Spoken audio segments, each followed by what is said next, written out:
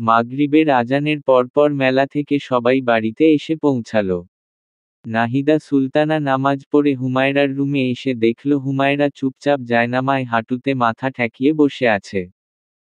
অন্যান্য দিন হলে বিকালের সমস্ত কাজ করে রাখত, সন্ধ্যার নাস্তা বানাত, কিন্তু আজ এখনো রোদে দেওয়া কাপড় বাহিরে, কোনো কাজই করেনি। হুমায়রার যখন মন খারাপের পরিমাণটা আকাশ ছুঁয়ে যায়, কোনো পথ খুঁজে পায় না সমাধানের, তখন হুমায়রা এমন করে। যে কোনো একটা জায়গাতে চুপ করে বসে থাকে আর নীরবে দুচোখ অশ্রুসিক্ত হতে থাকে। নাহিদা এসে পাশে বসে বলল, কিরে মা, আজকে এত মন খারাপ কেন? কি হইছে?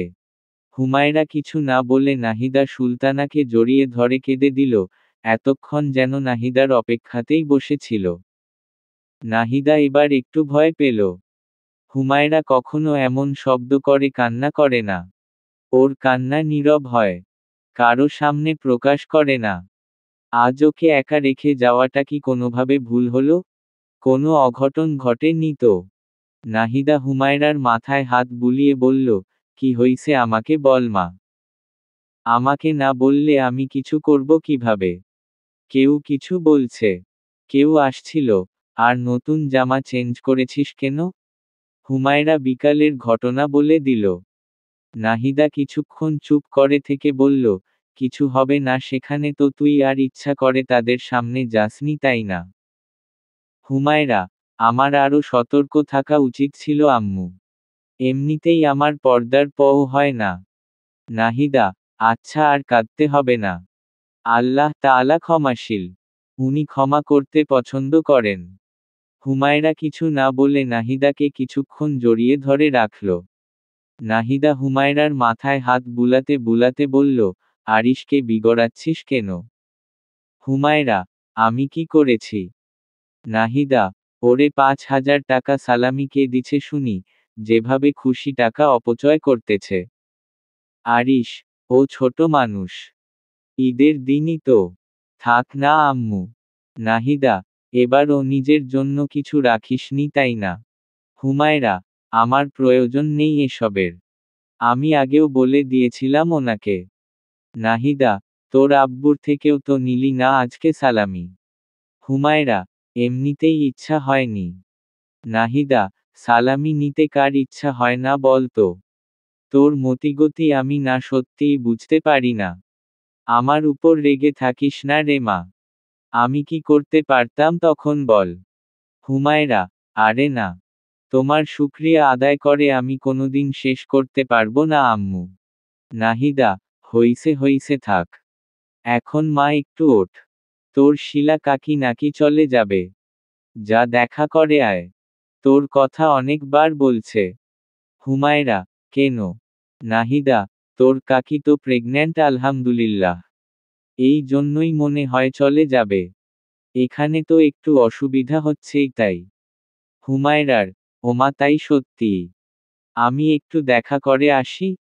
নাহিদা, সেটা বলতেই এসেছিলাম। তোর ছোট কাকার জন্য দই নিয়ে যা। দুপুরে নাকি তিনি দই ভাগে পাননি। আর রোস্টটা খুব বেশি পছন্দ করেছে। আছে মনে হয় 3 পিস। যা দিয়ে আয়। হুমায়রা ভাবল এখন তো আর কাকারা থাকবে না বাসায়। তাই 2টা বাটিতে দই আর রোস্ট নিয়ে ঢাকনা দিয়ে নিল, তারপর মাথায় ওড়নাটা বড় হিজাবের মতো পরে বেরিয়ে এলো ঘর থেকে। বাহিরে মোটামুটি চাঁদের আলো আছে আজকে। একদম ঘুটঘুটে অন্ধকার নেই আজ।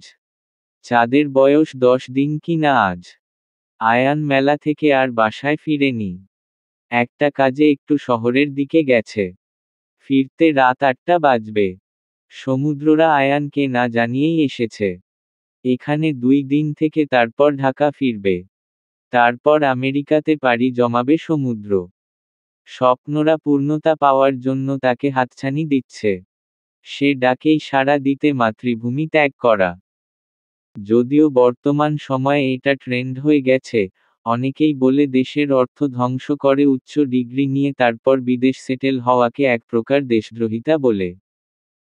সমুদ্র এ কথা অনেকবার শুনেছে, তার বাবা আমজাদ মির্জাও তাকে অনেকবার দেশদ্রোহিতার অপবাদ দিয়েছে। কিন্তু যে স্বপ্ন ছোটবেলা থেকে লালন করেছে তা আর শেষ মুহূর্তে এসে কারো কথায় বিগড়ে দেওয়ার মতো ছেলে সমুদ্র নয়।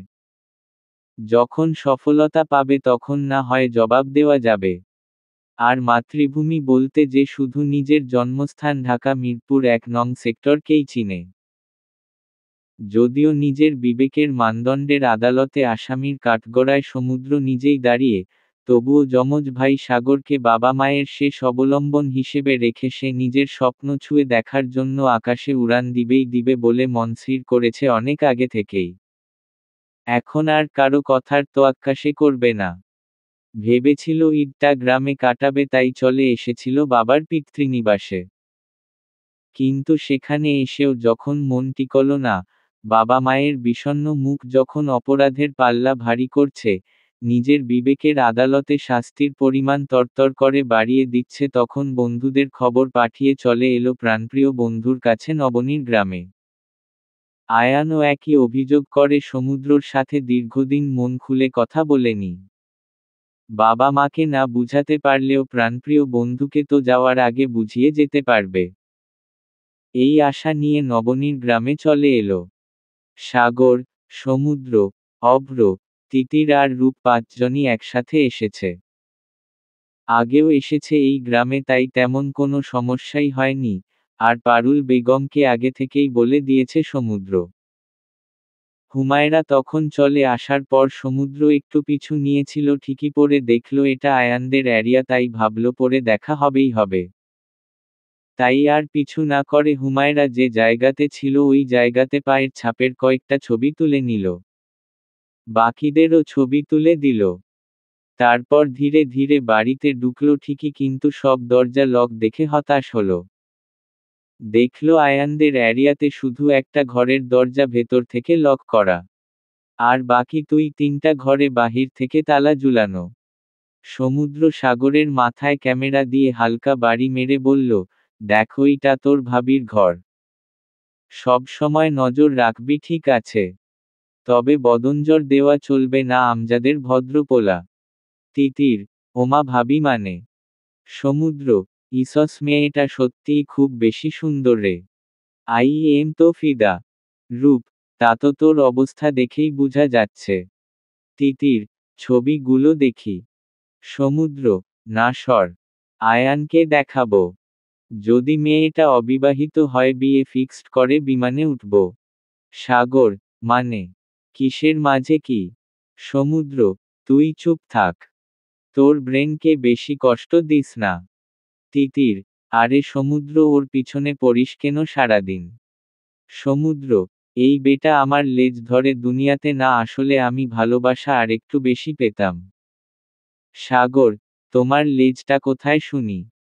সমুদ্র, এ জন্যই বলি তোর ব্রেনকে রেস্ট করতে দে বেশি বেশি। সময় মতো কাজে লাগে না ওটা। আম্মুর বুমটাই আমার লেজ বুঝলি। সাগর, ভালো লাগছে না তোর সাথে তর্ক করতে। চুপ থাক। সমুদ্র, কেন বউ মরছে আপনার? নাকি ভাবি বেশি সুন্দর তাই তোর কষ্টে দুঃখে বুক ফেটে যাচ্ছে? থাক চিন্তা করিস না তোর ভাবির যদি কোনো বোন থাকে তোর সাথে বিয়ে কনফার্ম যা। তিতির, নিজেরই ঠিক নাই আবার আরেকজনের। দেখ গিয়ে মেয়ের ডজনখানেক আন্ডা বাচ্চাও আছে। সমুদ্র, আমি ২০০% সিউর তোদের ভাবি অবিবাহিত। রূপ, উফফ চুপ করবি তোরা। সাগর, জলে জলে, আমরা সব বুঝি রূপ। রূপ, একটা থাপ্পড় দিব, আমার আয়ান ছাড়া কারো প্রতি ইন্টারেস্ট নাই। এখানে এখন কি করব সেটা বল। ওরা গেছে কোথায় সব, সব যে লক করা। সমুদ্র হুমায়রাদের ঘরের দিকে পা বাড়িয়ে হাঁটতে হাঁটতে বলল, মেলাতে গেছে। যা তোরা ঘুরে আয়। আমি আমার বউয়ের সাথে একটু আলাপ করে আসি।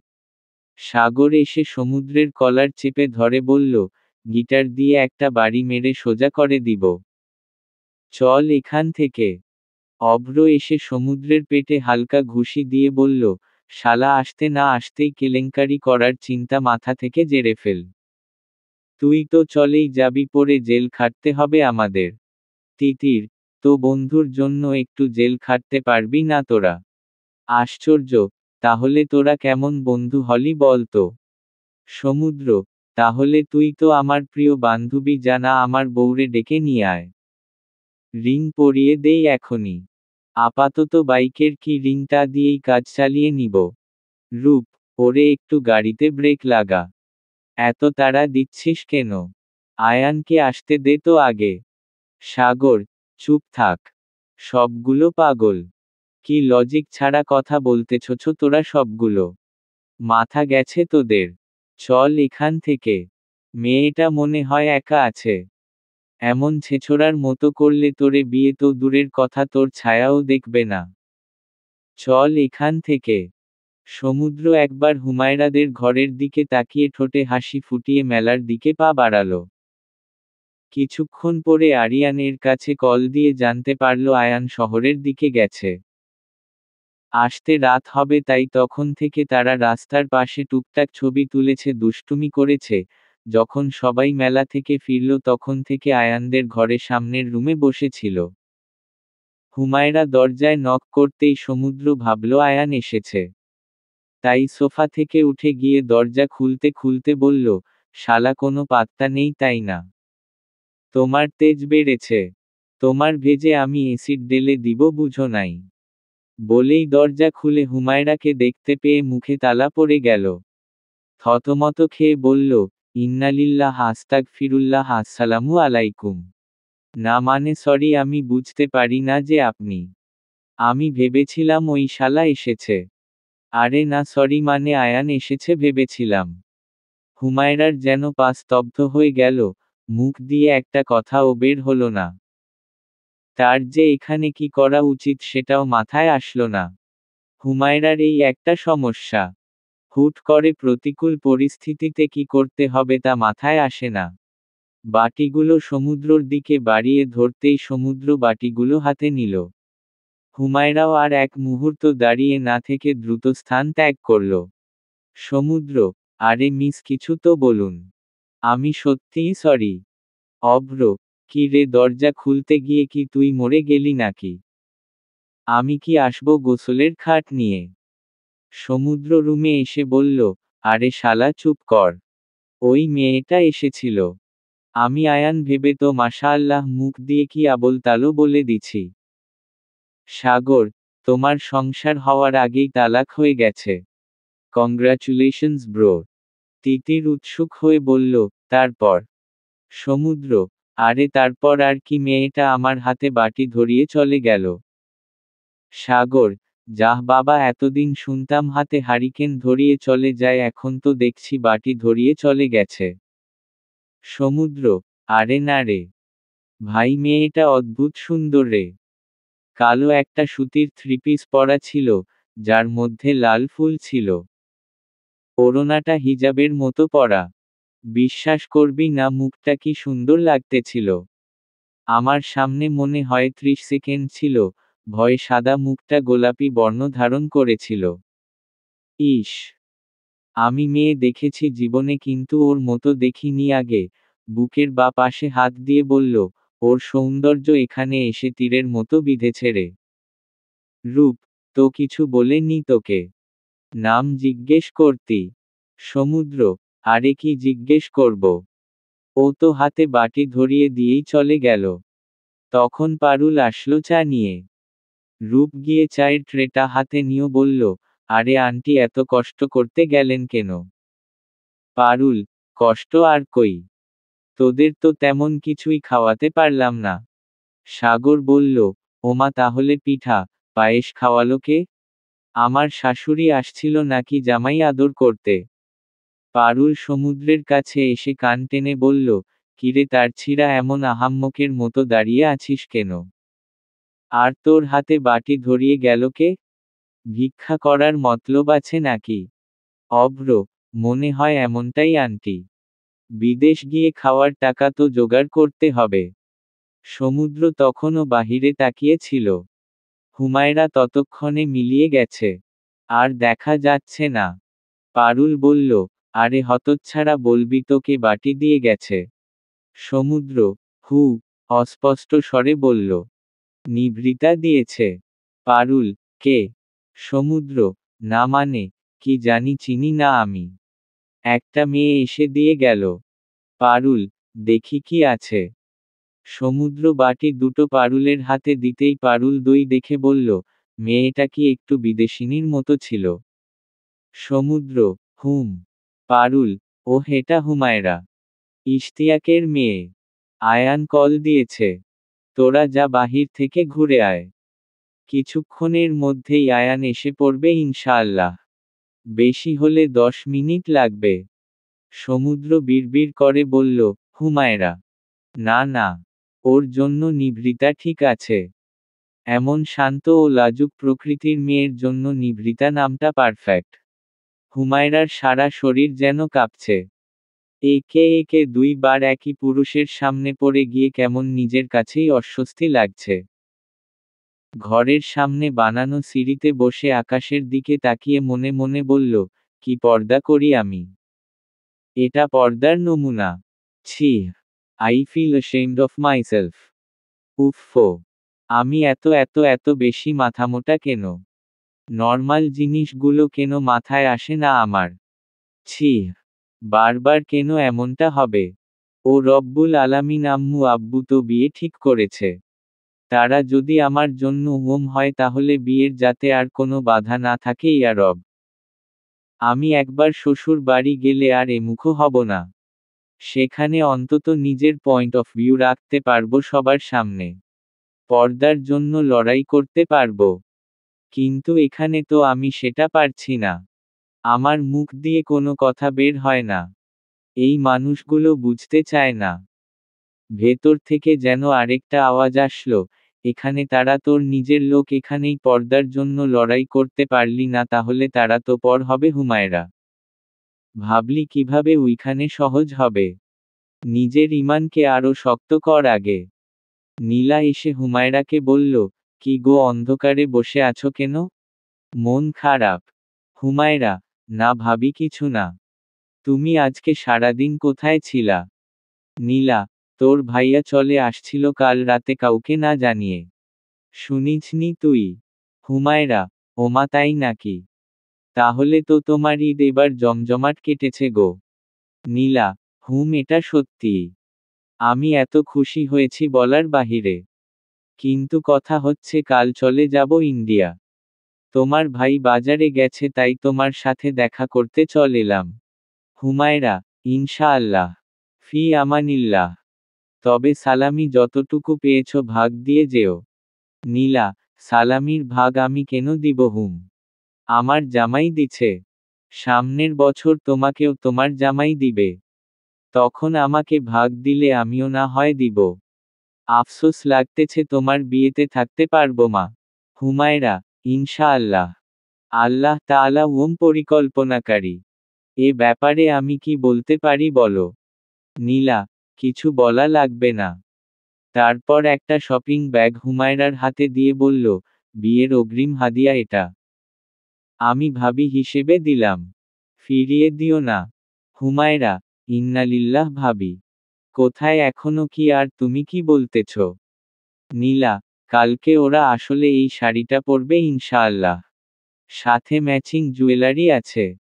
হুমায়রা, ভাবি তুমি কি করলে এটা? নীলা, আরে বাদ দাও।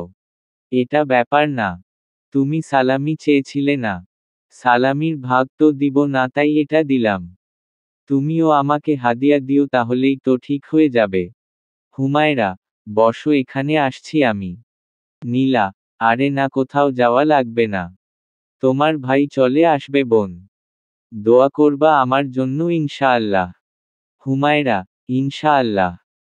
নীলা হুমায়রাকে জড়িয়ে ধরে বলল, তোমার জন্য অনেক দোয়া রইল বোন। আমি জানি না কে আসবে, কখন আসবে, কিভাবে আসবে, তবে এতটুকু চাই সে হালালের শুভ্র চাদরে জড়িয়ে তোমার জীবনে আসুক। ওম হয়ে আসুক।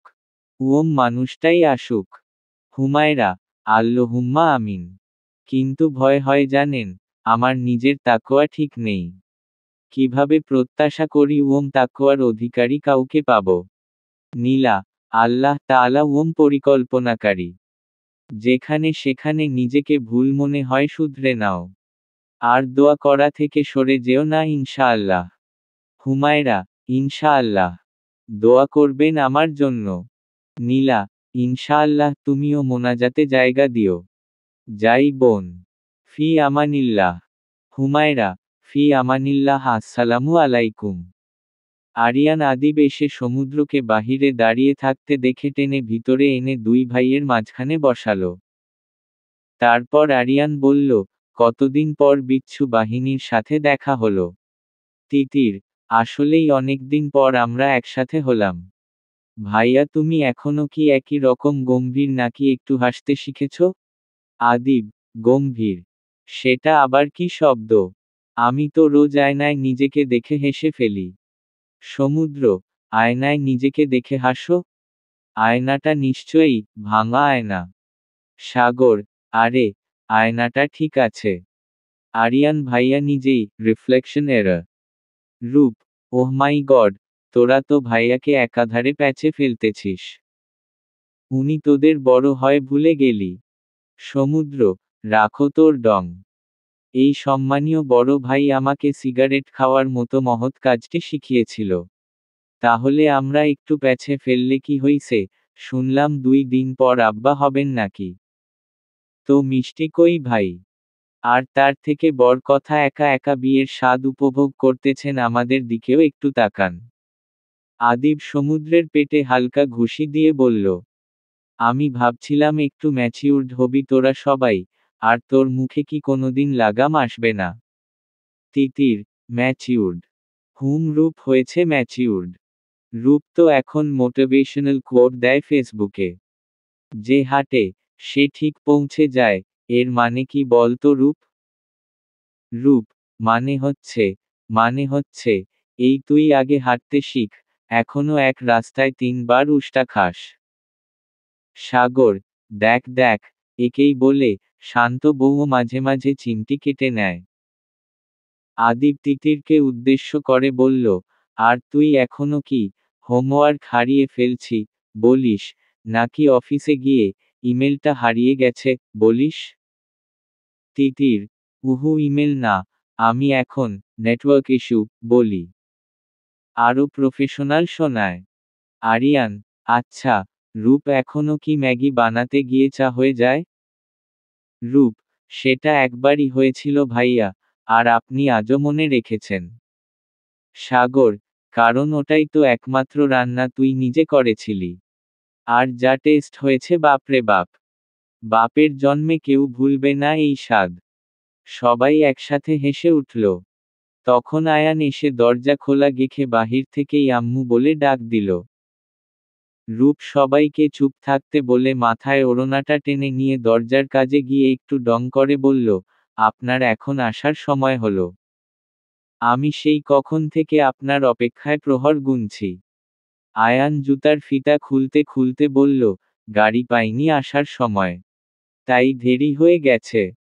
পরক্ষণেই খেয়াল করল, মুখ তুলে তাকিয়ে বলল, এই তুই এখানে, কখন এলি? পিছন থেকে সাগর সমুদ্র অভ্র একসাথে আয়ানের উপর ঝাঁপিয়ে পড়ে। সমুদ্র বলল, শালা সেই বিকাল থেকে তোর অপেক্ষায়। মানুষ গায়ে লাগে না তাই না? পাত্তা দাও না তুমি তাই না? আমি চলে যাব 2 দিন পর। বাপ মা 14 গোষ্ঠী ছেড়ে তোমার কাছে আসছি, আর তোমার গায়ে লাগে না তাই না? আয়ান ওদের থেকে নিজেকে ছাড়িয়ে নিয়ে সমুদ্রকে উদ্দেশ্য করে বলল, তোরে আমি আসতে বলছি 14 গোষ্ঠী রেখে। তুমি যাও, তোমার স্বপ্নের ডানা মেলে উড়াল দাও, আমি ধরে রাখছি। সমুদ্র আয়ানের গাল টেনে বলল, না তা রাখবি কেন? তুই আমার বউ নাকি যে আঁচলে আটকে রাখবি? বউ হলে ভাবতে পারতাম। সাগর, তোর আসলেই চরিত্রে সমস্যা আছে। অভ্র সমুদ্রের কাঁধে হাত দিয়ে বলল, আমাদের সবার চরিত্র আলকাত্রার মতো, শুধু তুই একলা সাধু সন্ন্যাসী। আয়ান কিছু না বলে তিনজনকে জড়িয়ে ধরল। অভ্র, নাটক কম করো ইমতিয়াজ চৌধুরীর পোলা। তুমি যে আমাদের পাত্তাই দেও না, আমরা তা বুঝি বোঝো নাই। সমুদ্র আর সাগর মিলে আয়ানকে আরো কয়েকটা কিল ঘুষি দিতে দিতে বলল, শালা শুয়োর, আজকে যে একটা ঈদ গেল একটা বার কল দিছিলি। আয়ান এবার সমুদ্রকে পাল্টা আঘাত করে বলল, সমন্ধি আমার তুমি কল দিছিলা। পারুল এসে বলল, কি শুরু করেছিস তোরা? আদিব, এই কে কার সমন্ধি আর কে কার শালা? আমার জানামতে শুধুমাত্র অভ্রর একটা পিচ্ছি বোন আছে। তাও মনে হয় নবম অথবা দশম শ্রেণীতে পড়ে। সমুদ্র, ওই পিচ্ছির প্রথম জামাই আমি। তারপর সাগর। আর লাস্ট সিরিয়ালে আছে আয়ান। পরদিন ভোর 6টা। হুমায়রা রোজ ফর পড়ার পর ইশরাক পরে একবারে জায়নামায় থেকে উঠার চেষ্টা করে। কিন্তু ইদানিং অলসতা ভর করে প্রচুর।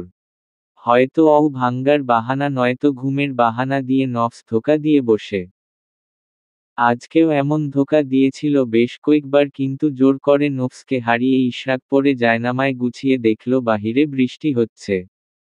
একটু অল্প অল্প। গ্রামে আসার কারণে নাহিদা হুমায়রাকে বৃষ্টিতে ভিজতে দেয় না, কারণ পরিবর্তিত আবহাওয়ার কারণে সর্দি লাগাটাই স্বাভাবিক।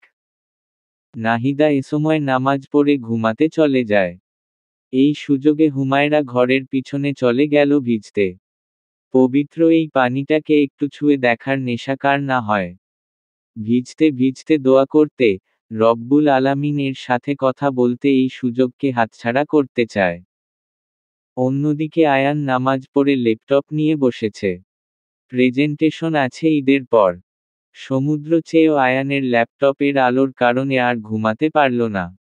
আয়ানকে কয়েকটা কিল ঘুষি দিয়ে বাবরি চুলগুলো হাত দিয়ে গোছাতে গোছাতে চলে গেল ঘরের পিছন দিকটায়। এই পিছন দিকটা একদম খালি। কিছু গাছপালা আছে শুধু। সমুদ্র দুহাত বাড়িয়ে চোখ বন্ধ করে বৃষ্টির ঘ্রাণ নিল কিছুক্ষণ। তারপর চোখ খুলে একটু বাঁদিকে তাকাতেই দেখল হুমায়রা দুহাত প্রসারিত করে আকাশপানে মুখ করে বৃষ্টির প্রতিটা ফোঁটাকে নিজের সাথে মেখে নিচ্ছে। যেন প্রকৃতির এই আমূল সৌন্দর্য নিজের মধ্যে সম্পূর্ণ ধারণ করার চেষ্টা করে যাচ্ছে। সমুদ্র যে জায়গাতেই স্তব্ধ হয়ে কতক্ষণ তাকিয়ে ছিল তার হুঁশ নেই। ধ্যান ভাঙল যখন আকাশ কাঁপিয়ে বজ্রপাত হলো। সমুদ্র অবাক হয়ে হুমায়রাকে দেখল। অন্যান্য মেয়ে হলে ভয় গুটিয়ে যেত এতক্ষণে। প্রবল বৃষ্টি কারণে চারদিক অন্ধকার প্রায়। বৃষ্টির সাথে বাতাস আছড়ে পড়ছে খুব কম সময়ের ব্যবধানে। মাঝে মাঝে বজ্রপাতের ধ্বনি ধরণী কাঁপিয়ে তুলছে। অথচ এই মেয়ে দুই হাত মেলে ঘুরছে। পানি যে গর্তগুলোতে জমেছে সেখানে ইচ্ছা করে পা দিয়ে লাথি মেরে পানি সরাচ্ছে। কখনো আকাশের দিকে তাকাচ্ছে। কখনো বুকের উপর ওড়নার আস্তরণটা আরেকটু ভারী করছে। চুলগুলো সব ভিজে শরীরের সাথে ল্যাপটে গেছে। ফর্সা মুখটা ঠান্ডার কারণে লাল বর্ণ ধারণ করেছে। সাদা পায়ে নুপুরগুলো খুব মানিয়েছে। সমুদ্রের মনে হলো এই কাদামাটি খুব ভাগ্যবান যে হুমায়রার স্পর্শ পাচ্ছে। সমুদ্র খুব লোভ হলো একবার ওই মুখটা ছুঁয়ে দেখার, কিন্তু পরক্ষণেই মনে পড়ল, এত নিভৃতা, উঠে গেলেই উড়ে যাবে। কিছুক্ষণ পর ঘর থেকে আয়ান চেঁচিয়ে উঠল, এই সমুদ্রের বাচ্চা! জ্বর উঠলে লাথি মেরে গ্রাম ছাড়া করব। ঘরে আয় এক্ষুনি। সমুদ্র কিছু না বলে চুপচাপ গাছের আড়ালে দাঁড়িয়ে রইল। বৃষ্টিটা কমে এলো। হুমায়রা একদম কাকভেজা হয়ে গেছে। নাহিদা ওঠার আগেই ঘরে ফিরতে হবে ভেবে নিজের মনের আনন্দে লাফাতে লাফাতে ঘরে চলে গেল। সমুদ্র কিছুক্ষণ হুমায়রার যাওয়ার পানে তাকিয়ে থেকে ভিজা শরীরেই আয়ানের রুমে গিয়ে ওর সামনে দাঁড়িয়ে চুল ঝাড়া দিল। আয়ান, ভাগ্য ভালো ভাবিরা কেউ নেই। না হলে আম্মু তোরে ঘর ছাড়া করত। যা পোশাক পরিবর্তন করে আয়। আর এই যে সব ভিজাইছছ এগুলো কি তোর বউ পরিষ্কার করবে? সমুদ্র, তোর লুঙ্গি দে। আয়ান, সামনে থেকে সর শালা। তোরে আমি কোন দুঃখে আমার লুঙ্গি দিতে যাব? তোরে দিলে সাগর, অভ্র কি অপরাধ করছে? যা ভাগ এখান থেকে। সমুদ্র আয়ানের পরনের লুঙ্গি ধরে টান দিতেই আয়ান বলল, দিচ্ছি দিচ্ছি এটা ছাড় আগে। সমুদ্র ঠোঁটে বাঁকা হাসি টেনে বলল, ইজ্জতে টান পড়লে সব পাওয়া যায় তাই না আয়ান? সব উদ্দেশ্য হাসিল করা যায়। আয়ান লাগেজ থেকে লুঙ্গি বের করে সমুদ্রের মুখের উপর ছুঁড়ে মেরে বলল, যা এখান থেকে এখন। সব ভিজিয়ে ফেলেছিস। এসে পরিষ্কার করবি। সমুদ্র, আমি মেহমান। কোথায় সেবা যত্ন করবি তা না। কাজ করাচ্ছিস, যাচ্ছে তাই ব্যবহার করছিস, এগুলো সব মনে থাকবে আমার। পই পই করে হিসেব নিব কে আমার সাথে কি ব্যবহার করেছে। আয়ান, আমজাদের গুণধর পোলা সেবা করার জন্য বউ নিয়ে আসতা। তাহলে সকাল বিকাল 3 বেলা তোমার মুখে গরম ভাত তুলে দিত। বৃষ্টিতে আপনার সাথে বৃষ্টিবিলাস করত। এখন যাও তো বাবু। কাজ করতে দাও। তুমি সহ রান্না করব। ভাবিরা কেউ নেই বাড়িতে জানো না বাবু। সমুদ্র, এত পারতাম না। কয়েকদিন পর চলে যাব। কোথায় আমাকে রান্না করে খাওয়াবে তা না আমার নাকি রান্না করতে হবে। পারুল আসতে আসতে বলল, হোরে বাপ রান্না করতে হবে। আমি হাঁটুর ব্যথায় লড়তে পারি না রে। হাঁটতে গেলে হাঁটুর বাটি এদিক ওদিক চলে যায়। বউ দুইটাকে পাঠিয়ে দিয়েছি। ভাবলাম তোরা আসছছ, কয়েকদিন সেবা করবি আমার। তাই আমি থেকে গেলাম আর কি। সমুদ্র দাঁত কিরমির করে বলল, তো এখন আসছো কিভাবে। পারুল, হাঁটুর বাটি রেখে আসছি তিতিরের কাছে এখন, বেচারি যা শুকনা। যদি বাতাসে উড়ে যেত। তাই হাঁটুর বাটি দিয়ে চাপা দিয়ে রেখে আসছি। সমুদ্র, বুঝছি বিয়েটা করাই লাগবে। ও ইমতিয়াজের বউ একটা মেয়ে দেখো তো যে রান্নায় পটু। আজকেই কাজী দেখে বিয়ে করব। পারুল সমুদ্রের কান ধরে বলল, ইমতিয়াজ চৌধুরীর থেকে কত বছরের বড় রে তুই। সমুদ্র, এই না বললে তোমার হাঁটু ব্যথা। জামাইয়ের নাম শুনে তো ঠিক দৌড় দিলা। দেখছো জামাই বউয়ের কত মোহাব্বত। না একটা বিয়া করাই লাগবো।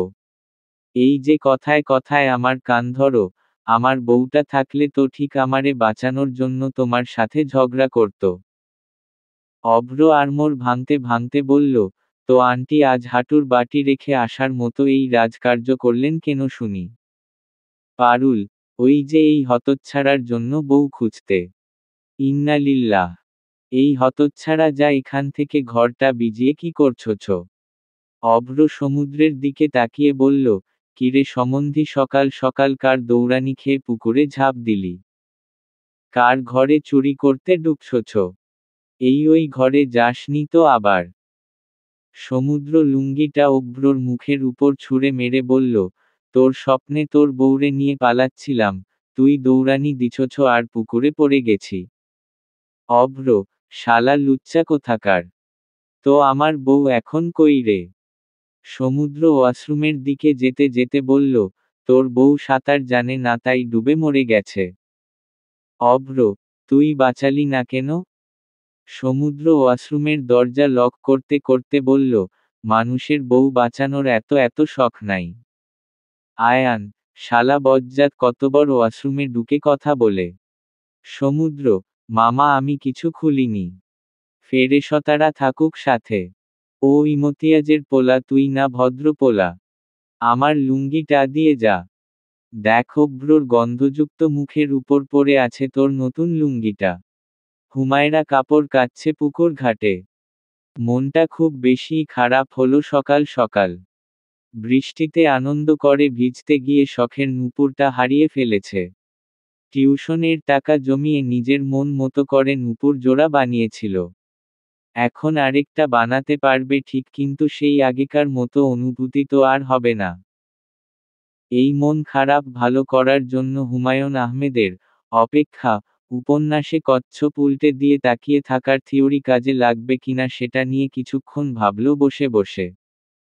সমুদ্র গোসল করে এসে দেখল আয়ান রান্নাঘরে কি যেন করছে। সমুদ্র আয়ানের কাছে গিয়ে বলল, কিরে মামা কি করছিস, জামাই আদর করবি নাকি। আয়ান আটার বক্সটা পাশে রেখে বলল, আটার রুটি আর কালকের গরুর গোস্ত। এটুকু দিয়ে নাস্তা চলবে তো আপনার জনাব। সমুদ্র, উহু। কালকে রাতের দই আর সাথে পোড়া বন রুটি হলে বেশ চলে যাবে। আয়ান, ওটা হুমায়রা বানিয়েছে। তুই নিজেই তো চেটেপুটে শেষ করলি। এখন তো আর নেই রে। সমুদ্র, তাহলে ওরে ডেকে আনো। দইয়ের টেস্ট ভালো হয়েছে তার মানে রান্নার হাতও ভালো হবে। সে যেই নাস্তা বানাবে সেটাই খাবো তৃপ্তির সাথে। আয়ান, সে স্বপ্নে এক বালতি পানি ঢালো। হুমায়রা আসবে না এখানে। এখন এটা বল খাবি কি? সমুদ্র ভাত রাখার রেকটা খুলে দেখল কালকে বিকালে রান্না করা ভাত আছে। আয়ানের দিকে ফিরে উচ্ছ্বসিত কণ্ঠে বলল, একটা কাজ করলে কেমন হয়? আয়ান, কি? আগেই বলে দিচ্ছি খিচুড়ির চিন্তা বাদ। সমুদ্র, আসার সময় পাট ক্ষেত দেখে আসছি। এই যে এখানে ভাত আছে কালকের, পানি দিয়ে রেখে দে। তারপর চল আমরা সবাই মিলে শাক তুলে আনি। পান্তা ভাত, শাক ভাজি সাথে পোড়া মরিচ। বেশ জমে যাবে কিন্তু। আয়ান, আরে না। তুই বেড়াতে এসেছিস। কাল চলে যাবি। এসব দিয়ে নাস্তা করবি কি আজব? আর আমি পারবো না এই সকালে বিলে যেতে। বৃষ্টি হয়েছে সকালে। গেলেই কাদায় মাখামাখি হবে। সমুদ্র গভীর কণ্ঠে বলল, চলে গেলে এই পাট শাক আর পান্তাকেই মিস করবো রে। চল না মামা। প্লিজ। আয়ান, আচ্ছা ঠিক আছে ঠিক আছে। এত ডং করা লাগবে না। সমুদ্র, আরে দাঁড়া মুরগির বাচ্চা হাঁসের বাচ্চাদের জাগিয়ে তুলি আগে। সমুদ্র আগে সাগর আর অভ্রর মুখে পানি ঢেলে ওদের টেনে তুলল। এর ফলে কিছু গালি খেল ফ্রিতে কিন্তু তাতে তার কিছু যায় আসলো না। তারপর তিতির আর রূপ যে রুমে ঘুমিয়েছে মানে পারুল বেগমের রুমের সামনে গেল। কিন্তু অভদ্র সমুদ্র একটু ভদ্রতা দেখিয়ে রুমে না ঢুকে তিতিরের ফোনে ইমোজি সেন্ড করতে লাগলো একাধারে। কিছু সেকেন্ডের বিনিময়ে তিতিরের কণ্ঠে গালি শুনতে পারল সমুদ্র। এটাই যেন তার বিজয়। 5 মিনিট পর সবাই একসাথে বিলে যাওয়ার উদ্দেশ্যে বের হলো। আয়ান গিয়েছিল ইরফানের চৌধুরীর কাছ থেকে অনুমতি নিতে, পাট ক্ষেতটা মূলত তার। ফিরতে গিয়েই দেখল হুমায়রা ঘরের আঙ্গিনায় কাপড় মেলছে। আয়ান হুমায়রার দিকে এগিয়ে গিয়ে বলল, ঈদ মোবারক। কোথায় ছিলি কাল সারাদিন? তোর ছায়াও দেখলাম না কাল। হুমায়রা মাথায় ওড়না টেনে বলল, তাক্কবালাল্লাহু মিন্না ওয়া মিনকুম। ঈদুন মোবারক আলাইনা ওয়া আলাইকুম। আমি কালকে ঘরেই ছিলাম, দেখা হয়নি শুধু। আয়ান একবার হুমায়রাকে পরখ করে বলল, তোর না ঠান্ডাতে অ্যালার্জি? সকাল সকাল বৃষ্টিতে ভিজলি কেন? ভাবি নিশ্চয়ই দেখে নি তাই না? হুমায়রা নিচের দিকে তাকিয়ে মিনমিনিয়ে বলল, আমি একটু ভিজেছি শুধু। কিছু হবে না ইনশাআল্লাহ। আয়ান, সেটা আপনাকে দেখেই বোঝা যাচ্ছে। চোখ মুখ লালবর্ণ ধারণ করেছে এখনই। ঔষধ খেয়ে নিচ নাস্তা করেই ঠিক আছে। হুমায়রা, ইনশাআল্লাহ। আয়ান, আচ্ছা একটু অপেক্ষা কর এখানে। আমি এক্ষুনি আসছি। হুমায়রা, আচ্ছা। ততক্ষণে সমুদ্ররা বিলের দিকে চলে গেছে। আয়ান এই দৌড়ে ঘরে গিয়ে একটা শপিং ব্যাগ নিয়ে আসলো। তারপর হুমায়রার দিকে বাড়িয়ে দিয়ে বলল, এগুলো তোর হাদিয়া। কালকে এত সুন্দর রান্না করে খাইয়েছিস তার বিপরীতে তোকে হাদিয়া দিলাম। ফিরিয়ে দিবি না বলে দিলাম। এখানে তোর সালামিও আছে। আমার পক্ষ থেকে। ফিরাবি না কিন্তু। হুমায়রাকে কিছু বলতে না দিয়ে হুমায়রার হাতে ব্যাগটা ধরিয়ে আয়ান বিলের উদ্দেশ্যে চলে গেল। হুমায়রা ব্যাগটা রুমে রেখে এসে বাকি কাজ করতে লাগলো। নাহিদার শরীরটা আজকে একটু খারাপ। কালকের অতিরিক্ত গরমের কারণে রাত ঘুম হয়নি। প্রেশারটা বেড়েছে। সমুদ্র বিলে গিয়ে আগে চারদিকটার কিছু ছবি তুলে নিল। তারপর কিছু সময় চোখ বন্ধ করে হুমায়রার মতো দুহাত প্রসারিত করে দিল। চোখ বন্ধ করতেই হুমায়রার মুখটা ভেসে উঠল। তিতির এসে ধাক্কা দিয়ে বলল, এই সমুদ্র কয়েকটা ছবি তুলে দে না রে। সমুদ্র, আমার অপচয় করার মতো সময় নেই। তোমার সৈনিককে বলো যাও। তিতির, আরে কচুর সৈনিক। ওই বেটা ছবি তুলতে পারে না। আমার অর্ধেক জীবন লস এই বেটাকে ভালোবেসে। সমুদ্র চোখ বন্ধ করেই বলল, ব্রেক আপ করে ফেল। আমি ছেলে খুঁজে দিব প্রমিস, যার ছবি তোলার গুণ থাকবে মাস্ট। অভ্র আয়ানকে একটা লাথি মেরে বলল, শালা শুয়োর, লজ্জা করে না বন্ধুর গার্লফ্রেন্ডকে উল্টা পাল্টা পরামর্শ দিতে? সমুদ্র, তোমার গার্লফ্রেন্ডের লজ্জা করে না বয়ফ্রেন্ডের ফ্রেন্ডকে ছবি তুলে দিতে বলতে? তিতির, তো কি হইছে? তুই তো আমারও ফ্রেন্ড, দে না তুলে। কি রে? সমুদ্র, ঘ্যান ঘ্যান করিস না। সাগরকে বল ও তুলে দিবে। সাগর, আমি এর মধ্যে নাই। 100টা ছবি তুলবে এখন। পারতাম না। তখনই আয়ান চলে এলো। অভ্র, কই চলে গেছিলেন স্যার? আয়ান, কাজ ছিল। তোরা এখনো শাক ছিঁড়িসনি? সমুদ্র তাড়াহুড়ো করে কয়েকটা পাট গাছের আগা ছিঁড়ে বলল, এই যে ছিঁড়ছি। এগুলো সব কামচোর। শুধু আমি একা ছিঁড়ছি তো, তাই এই কয়েকটা হইছে। আয়ান, ওরে আমজাদের অভদ্র পোলা, এইভাবে ছিঁড়লে গাছটা মরে যাবে। প্রতি গাছ থেকে 2-3টা করে পাতা ছিঁড়তে হয়। সমুদ্র, ইন্নালিল্লাহ, আমি জানতাম না রে। সরি। রূপ একটু দূরে দাঁড়িয়েছিল, আর সাগর ফোনে ভিডিও করছে আশেপাশের। আয়ান, রূপ, সাগর, তোরা সিনেমা কম করে এখানে আয়। আমার ক্ষুধা লাগছে। অভ্র, সমুদ্র ভাই, আপনার শাক তোলা লাগবে না। আপনি একটু আমার মুরগির বাচ্চার কয়েকটা ছবি তুলে আমাকে উদ্ধার করুন। না হলে পুরো ট্রিপটাই মাটি করে দিবে। সমুদ্র তিতিরের কানের কাছে গিয়ে বলল, ছবি তুলে দিতে পারি, তবে একটা শর্ত আছে। তিতির, কি শর্ত? সমুদ্র, আরে ধীরে বল। শুন, নিভৃতার ফেসবুক অ্যাকাউন্টটা এনে দিতে পারলে আমি ছবি তুলে দিব। তিতির মুখ ঘুরিয়ে বলল, জানিস তো আমি নিজে থেকে কারো সাথে কথা বলি না।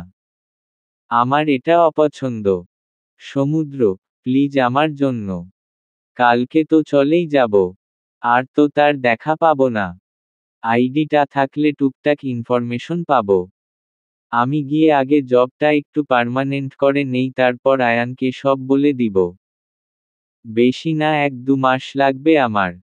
প্লিজ তিতির, আমার এই কথাটা রাখো। প্লিজ।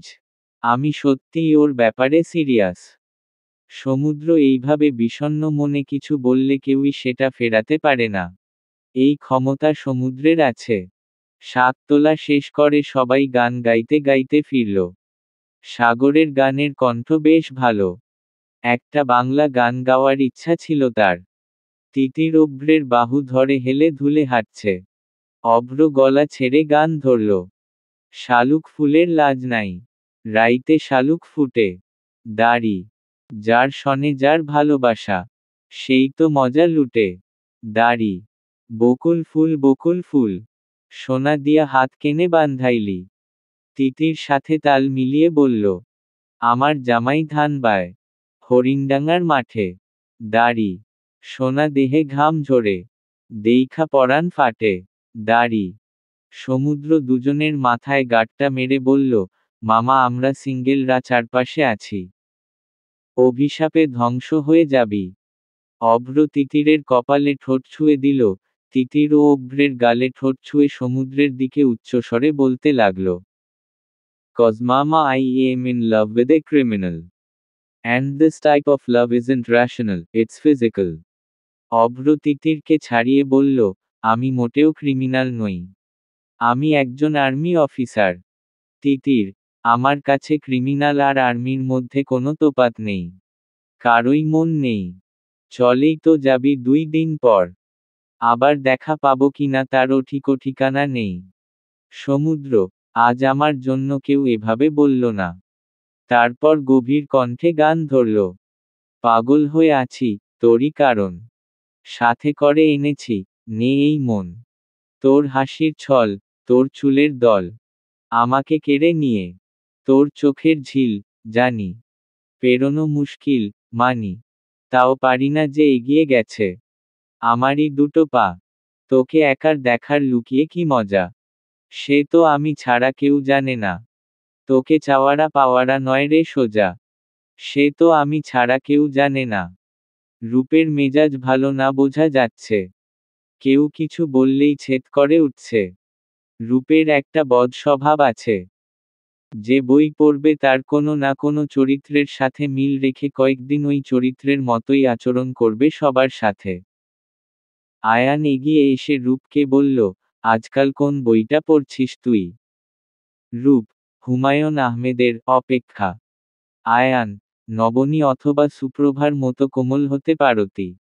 সুরাইয়ার রুক্ষ স্বভাবটাই কেন পছন্দ হলো?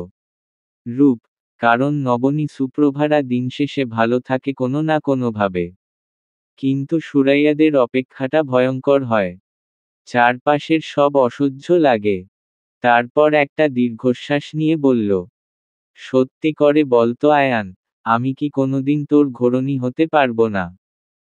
আন্টিরা সবাই রাজি, শুধু তুই একজন মতামত দিলেই হয়ে যেত।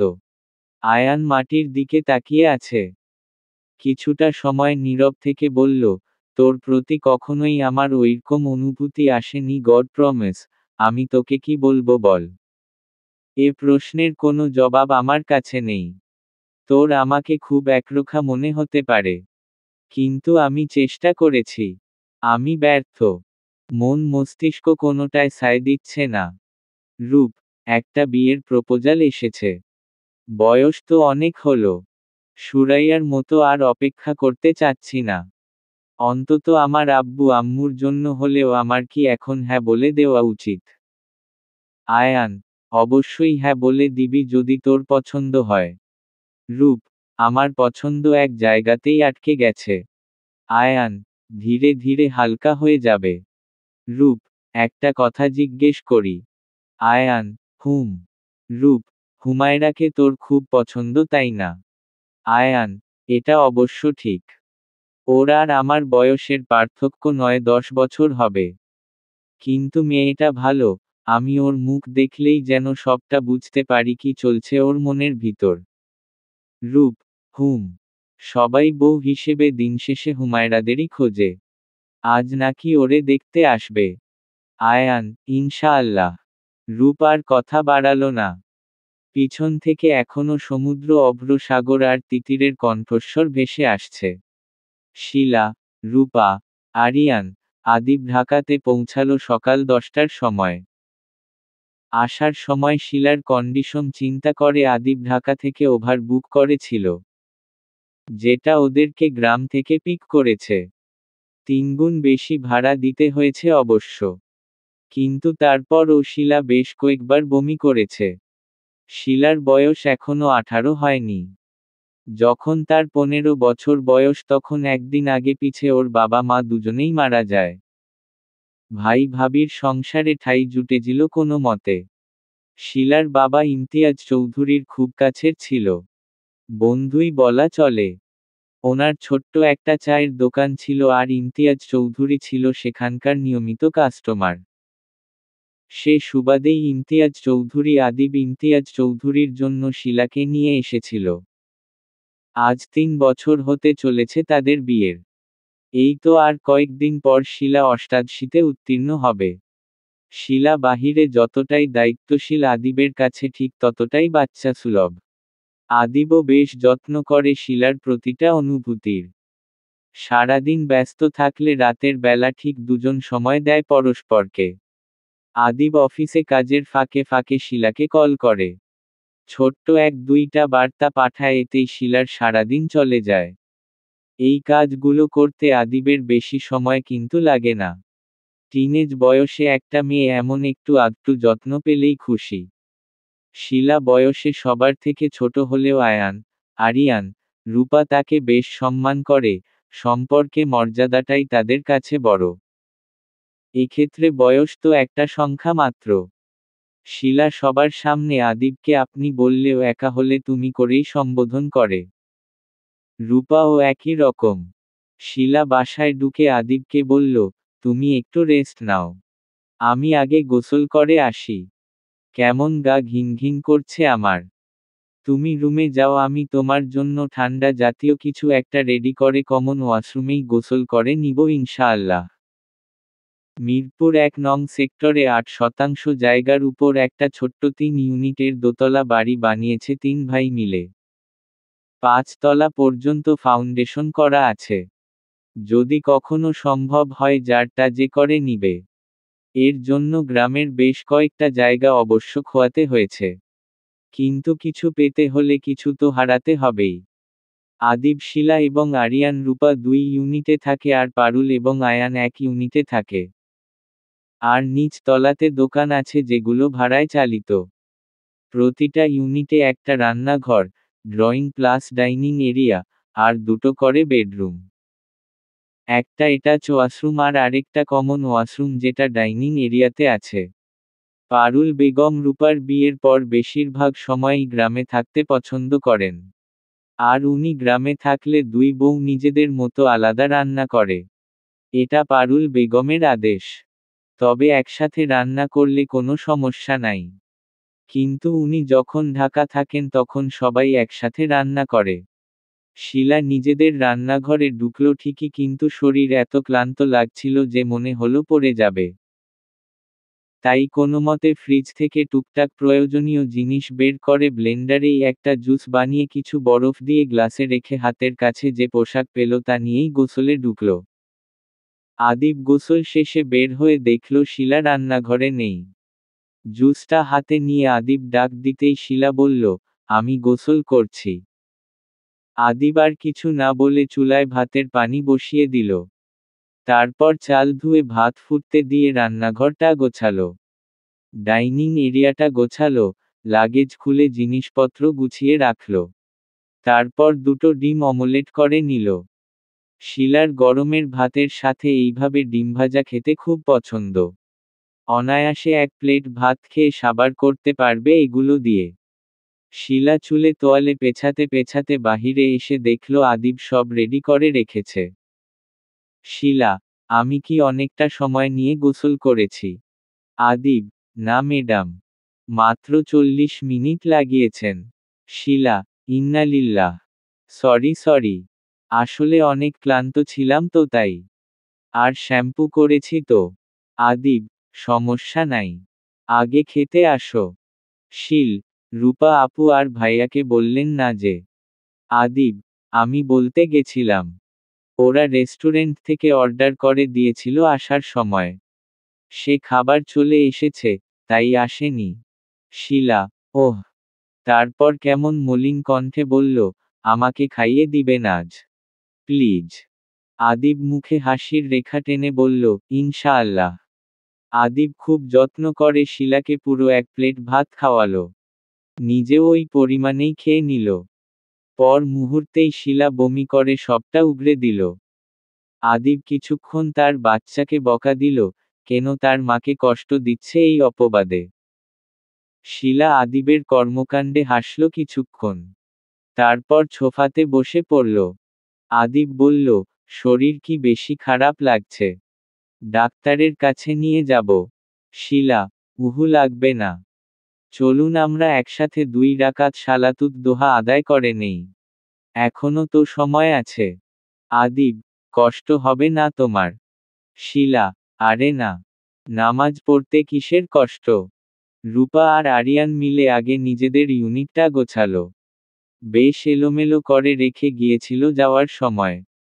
তাই এখন কষ্টটা বেশি হচ্ছে। তারপর দুজন হাত মুখ ধুয়ে খাবার খেতে বসল। রূপা, একটা আবদার করব। আরিয়ান, বলো। রূপা, আমি একটা কাপল ড্রেস কিনেছিলাম। কাল থেকে তো আপনার অফিস খোলা। যদি বিকালে সময় পান ছাদে গিয়ে ছবি তুলবেন আমার সাথে। আরিয়ান, অবশ্যই। কেন তুলব না? আর বিকালে চলো ঘুরতে বের হই। শিলা, ঠিক আছে। আরিয়ান, দাঁড়াও ভাই ভাবিকেও বলে আসি। রূপা, না শুনো না। রাগ করো না প্লিজ। আমরা যাই শুধু। আম্মু আসলে তখন না হয় সবাই মিলে যাব। প্লিজ। আমি একটু তোমার সাথে একান্তে সময় কাটাতে চাই। আরিয়ান, আচ্ছা ঠিক আছে। সকালের খাবার খেয়ে রূপ ঘর থেকে বের হলো। উঠানের এক কোথায় বেশ বড় একটা বেলিফুল গাছ। বেলিফুলের সিজনটা চলে গেছে প্রায়। এখন অল্পই ফুটে আছে। রূপ একটা প্রিন্টেড স্কার্ট আর একটা কালো ফুলস্লিভ শার্ট পরেছে। চুলগুলো ম্যাসিভাবে হাতখোপা করা। শিপনের ওড়নাটা গলায় পেঁচানো। বেলিফুল গাছটার কাছে গিয়ে কয়েকটা ফুল ছিঁড়তেই আরিশ এসে বলল, এই কে আপনি? ফুল ছিঁড়ছেন কেন? আপু দেখলে রাগ করবে খুব। আপনি অনুমতি ছাড়াই ফুল ছিঁড়ছেন কেন? এত বড় হয়েছেন এই শিক্ষা পাননি। কোন স্কুলে পড়েছেন শুনি? রূপ তাজ্জব বনে গেল আরিশের কথায়। রূপ, কে তুমি? আর তোমার আপু গাছ এটা? আরিশ, আমি আরিশ। এটা হুমায়রা মানে আমার আপুর গাছ। আপু এই গাছের ফুল ছিঁড়লে খুব রাগ করে। রূপ, তাই? আচ্ছা ডাক দাও তো তোমার আপুকে। আমি সরি বলে নিচ্ছি। আরিশ, আপু কাজ করতেছে। আপনি আসুন আমার সাথে। হুমায়রা রান্নাঘরে চিতই পিঠা বানাচ্ছে। রাতে চাল ভিজিয়ে রেখেছিল। সকালে পানি ঝরিয়ে ব্লেন্ড করে নিয়েছে। সাথে বানিয়েছে মরিচ ভর্তা। যদিও হুমায়রার গোস্ত দিয়ে চিতই পিঠা বেশি ভালো লাগে, তবে নাহিদার মরিচ ভর্তার সাথে বেশি ভালো লাগে। তাই দুইটা অপশনই রেখেছে। পরিমাণটা একটু বেশি হওয়াতে সময় লাগছে। পারুল কাল রাতেই বলে গিয়েছে আয়ানের বন্ধুদের যাতে দিয়ে আসে। তাই আরেকটু ভারী করে আয়োজন। নাহিদাও আছে পাশে। আরিশ রূপকে নিয়ে সোজা রান্নাঘরে চলে এলো। আরিশ, আপু দেখ এই আপুটা তোর বেলিফুল ছিঁড়েছে। হুমায়রা পিছনে ঘুরল। রূপ এক পলক হুমায়রাকে দেখে নিল, ওড়নাটা বুকে পেঁচিয়ে কোমরে বাঁধা। অবাধ্য চুলগুলো হাতখোপা করা, কিন্তু বেবি হেয়ারগুলো মুখে কানের পাশে আর কপালে ঘামের সাথে লেপ্টে আছে। ফর্সা মুখটা লাল বর্ণ ধারণ করেছে আগুনের উত্তাপে। হালকা গোলাপি সেলোয়ার কামিজে মেয়েটাকে অসাধারণ লাগছে। কোনো আভিজাত্য নেই মুখে। তবে একটা মায়া মায়া ভাব আছে। হাতে চালের আটা লেগে আছে। ঘেমে একাকার। রূপের কাছে হুমায়রার এই রূপটা একটু মারাত্মক লাগলো। এই জন্যই সমুদ্র এত ছটফট করতেছে যাওয়ার আগে এই সৌন্দর্য আরেক পলক দেখার জন্য। আর এই জন্যই আয়ানের মতো ছেলেরাও হুমায়রাদের মতো মেয়েদের পছন্দ করে। রূপ তার নামের মতোই সুন্দর। যে কেউ দেখলে দ্বিতীয়বার তাকাতে বাধ্য। পাতলা শরীরে স্কার্টটা বেশ মানিয়েছে। চেহারায় স্মার্টনেস স্পষ্ট। নাহিদা এগিয়ে এসে বলল, তুমি রূপ তাই না? রূপ নাহিদার দিকে তাকিয়ে বলল, আসসালামু আলাইকুম। জি আমি রূপ। আপনি কি আমাকে চেনেন? নাহিদা, না তবে চাচি তোমার কথা প্রায় বলে। রূপ বোকার মতো বলে বসল, কি বলে? নাহিদা, সে কথা বাদ দাও। এসো, বসো তো আমার পাশে। গরম গরম পিঠা খাবে আমার সাথে। আমরা বানাচ্ছিলাম। তোমাদের জন্যই ভারী আয়োজন। রূপ, এমা আমরা তো খেয়ে নিয়েছে সবাই। নাহিদা, যেটা তো অল্প পরিমাণে। কারোই পেট ভরে নি। আমি এখনই পাঠাতাম আরিশকে দিয়ে। তুমি এসেছো ভালোই হয়েছে। রূপ কিছুটা লজ্জা পেল। নিচু কণ্ঠে বলল, আপনাদের খুব বিপদে ফেলছি তাই না? হুমায়রা, না আপু বিপদে কেন ফেলবেন? আমার বরং ভালো লাগবে। রূপ, তুমি কাল রাতে চলে এলে কেন? আর তোমার রান্নার হাত সত্যিই অসাধারণ। কাজ শেষ করে এসো একবার। গল্প করব। হুমায়রা মাটির পাতিলে শেষ পিঠাটা দিতে দিতে বলল, ইনশাআল্লাহ গল্প হবে। আম্মু ৮টা বাজতে চলল, খাবার কখন পাঠাবে? নাহিদা, এই আরিশ ট্রে গুলো তোলো। রূপ, দিন আমি নিচ্ছি। নাহিদা, না গো। তুমি মেহমান। তোমাকে দিয়ে কেন কাজ করাবো? তারপর নিজের হাতে একটা ট্রে আর আরিশের হাতে 2টা ট্রে দিয়ে বলল, চলো ওই ঘরে যাই।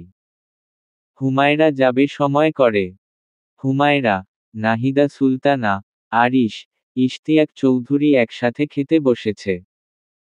খেতে খেতে টুকটাক আলাপ করছে সকলেই। একটু কুসংস্কার এখানে আসলে খুব চোখে পড়ে। তা হলো কেউ কেউ বলে ভাত খাওয়া আর কোরআন শরীফ তেলাওয়াত করা নাকি এক। তাই খেতে বসলে কথা বলা যাবে না। এটা কেমন এক অদ্ভুত কথা মনে হয় আরিশের কাছে। হুট করেই আরিশ প্রশ্ন করে বসল, আচ্ছা আপু, এই যে মানুষ বলে খাওয়ার সময় কথা বলা যাবে না, গুনাহ হবে, এসব কতটা সত্যি? হুমায়রা তার প্লেটের শেষ গোস্তের টুকরোটা মুখে পুরল। মূলত সময় নিল কথা গোছানোর। হুটহাট কিছু জিজ্ঞেস করলে হুমায়রা এলোমেলো জবাব দিয়ে ফেলে মাঝে মধ্যেই। খাবারটা শেষ করে বলল, কুসংস্কার হলো এমন সব বিশ্বাস যেগুলো প্রায়ই একটি জাতির সাংস্কৃতিক পারিপার্শ্বিকতার সঙ্গে সংশ্লিষ্ট থাকে। তবে এসবের মধ্যে ধর্মীয় দোতনা হয়তো নাও থাকতে পারে।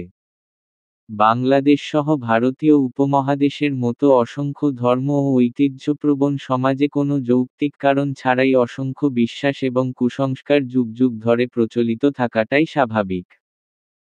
খাওয়ার সময় সালাম বিনিময় বা প্রয়োজনীয় আলাপ করা যায়।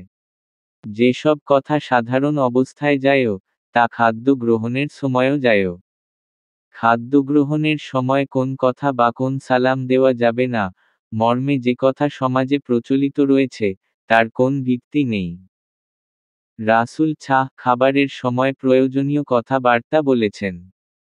আবু হুরায়রা বলেন, একবার রাসূল খাদ্য গ্রহণকালে বলেন, আমি কিয়ামতের দিন সমগ্র মানব জাতির সর্দার হব। তোমরা কি জানো আল্লাহ কিভাবে কিয়ামতের দিন একই সমতলে পূর্ববর্তী ও পরবর্তী সকল মানুষকে একত্রিত করবেন? বুখারী 3340, মুসলিম 194। জাবের বলেন, একদিন রাসূল সিরকা খেতে খেতে বললেন, সিরকা কতই না ভালো তরকারি, সিরকা কতই উত্তম তরকারি। মুসলিম 2052, মিশকাত 4183। অত্র হাদিসের ব্যাখ্যায় ইমাম নববী বলেন, খাওয়ার সময় খাবার গ্রহণকারীদের আকৃষ্ট করার জন্য কথা বলা মুস্তাহাব, সরহ মুসলিম 1407। ইবনুল কাইয়িম বলেন, নবী খাবারের সময় খাদ্যের বিষয়ে কথা বলতেন। জাদুল আদ 2-367। তবে এর অর্থ এটা নয় যে, খাওয়ার সময় অহেতুক গল্প করতে হবে, যেমন আজকাল ভোজসভাগুলিতে হয়ে থাকে। বরং এ সময় আল্লাহর শুকরিয়া আদায়ের মধ্যে থাকতে হবে। আরিশ, বুঝেছি। আসলে এই গ্রামে এইগুলো বেশি প্রচলিত। আমার মাঝে মাঝে অসহ্য লাগে। এগুলো শহরে নেই। ইশতিয়াক চৌধুরী বললেন, এইভাবে বলতে নেই। সব জায়গায় যেমন সব মানুষ শিক্ষিত নয় তেমনি সব মানুষ মূর্খ নয়। তোমার উচিত তুমি যে জানতে পারতেছ, আল্লাহ তাআলা তোমাকে জানার উছিলা দিয়েছে তা নিয়ে শুকরিয়া আদায় করা এবং জ্ঞান অর্জন করার জন্য বেশি বেশি দোয়া করা। অন্যের সমালোচনা করা নয়। পারলে তাদের শুধরে দিবে আর নয়তো তাদের হেদায়াতের জন্য দোয়া করবে। কিছুক্ষণ পর আয়শা কল দিল। হুমায়রা, আসসালামু আলাইকুম। কেমন আছো? আয়শা, ওয়া আলাইকুমুস সালাম ওয়া রহমাতুল্লাহ। আলহামদুলিল্লাহ আলা কুল্লি হাল। তোর কি খবর বল? হুমায়রা, আলহামদুলিল্লাহ আলা কুল্লি হাল। আয়শা, ইবাদতের কি খবর রে তোর? আমি না দিন দিন কেমন হয়ে যাচ্ছি রে। বিপজ্জনক পর্যায়ে আছি রে। হেদায়াত হারিয়ে ফেলি কিনা এই পর্যায়ে সে ভয়ে আছি। আমি ধৈর্য হারাচ্ছি দিন দিন। হুমায়রা, আমার কেমন যেন জীবন চলছে আমি বুঝতে পারতেছি না। কিছু বুঝে উঠার আগেই দিন শেষ হয়ে যাচ্ছে। সকাল হচ্ছে আবার রাত হচ্ছে, এভাবেই কাটছে, হেলায় অবহেলায় হায়াত শেষ প্রান্তে এসে যাচ্ছে। আমি জানি না আমি আজ জোহর পর্যন্ত বাঁচব কিনা। হয়তো আজ জোহরেই আমার জানাজা হবে। কিন্তু দেখ, এটা কিন্তু আমি জানি। তারপরেও আমার মধ্যে কোনো ভ্রুক্ষেপ নেই। এই জন্য তো আমাদের বানানো হয়নি রে আয়েশা। আয়েশা, আমি যে কি করব বুঝতেছি না।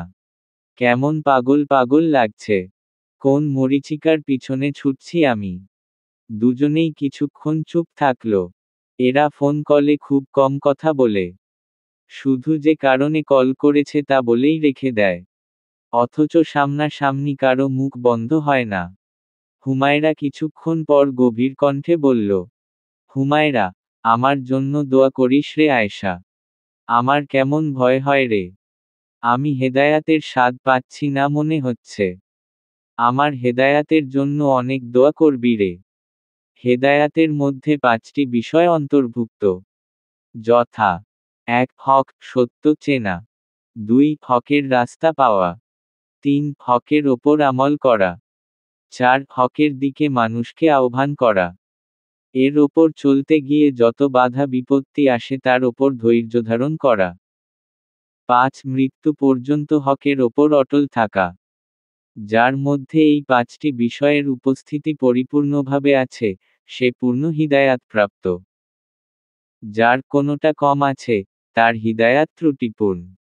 সুতরাং মৃত্যু পর্যন্ত বান্দা সদা সর্বদা এই পূর্ণ হিদায়াতের মুখাপেক্ষী। এছাড়াও হিদায়াতের আরও কিছু অর্থ রয়েছে। যেমন: 1. যে ভ্রান্ত আকীদা, ভুল বিদ্যা ও অসৎ সংকল্পের ওপর রয়েছে, সে তওবার মুখাপেক্ষী। এই তওবা এখানে তার হেদায়েত। 2. যে ইসলামের মৌলিক ধারণাটুকু রাখে, তার জন্য বিস্তারিত জানাই হল হিদায়াত। 3. যে ইসলামের কিছু বিধান মানে, তার জন্য পূর্ণ ইসলাম মানার তাওফিক প্রাপ্ত হওয়া হল হেদায়াত। 4. যে ইসলামের সকল বিধিবিধান মানে, তার জন্য ভবিষ্যতেও এর উপর স্থির ও অটল থাকা হল হিদায়াত। 5. যার কোনো আকীদা বিশ্বাস নেই, তার জন্য বিশুদ্ধ আকীদাই হিদায়াত। 6.